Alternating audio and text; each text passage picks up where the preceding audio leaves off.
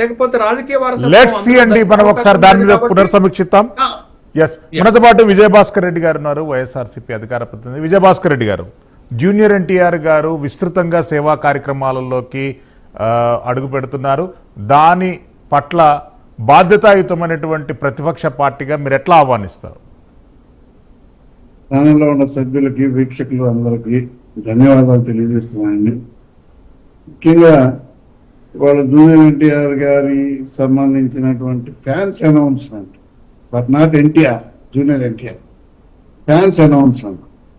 మేము తిరుపతిలో 18వ తారీఖు ఊరు వాడ కార్యక్రమం పెట్టి సర్వీస్ యాక్టివిటీస్, ప్రజలకు కావాల్సినటువంటి అవసరాలు, అది కూడా రాయలసీమనే ఎంచుకున్నారు. ఎందుకంటే బాగా వెనకబడ్డ ప్రాంతం రాయలసీమ.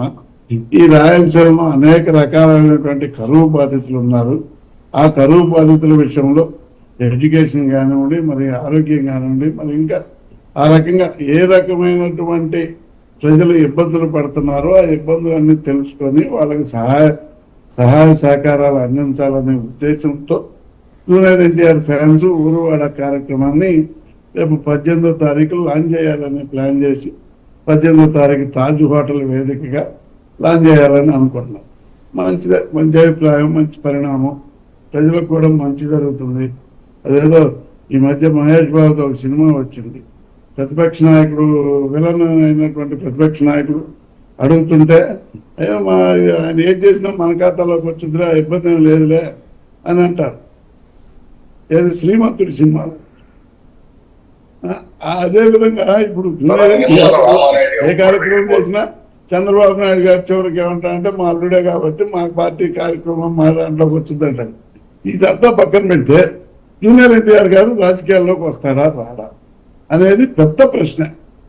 రాజకీయాల్లోకి వస్తే తెలుగుదేశం పరిస్థితి ఏంటిది? తెలుగుదేశంలో ఉన్నటువంటి నాయకత్వ లక్షణాలు పుణికి పుచ్చుకున్నటువంటి పెద్ద ఎన్టీఆర్ గారి నాయకత్వ లక్షణాలు పుణికి పుచ్చుకున్నటువంటి వ్యక్తి జూనియర్ ఎన్టీఆర్ గారు.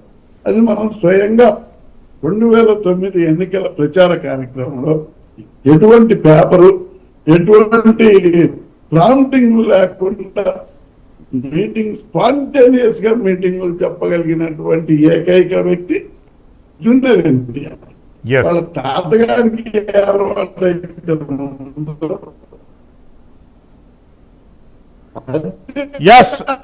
విజయభాస్కర్ రెడ్డి గారు మళ్ళీ వస్తాను, కొద్దిగా టెక్నికల్ ప్రాబ్లం వచ్చింది.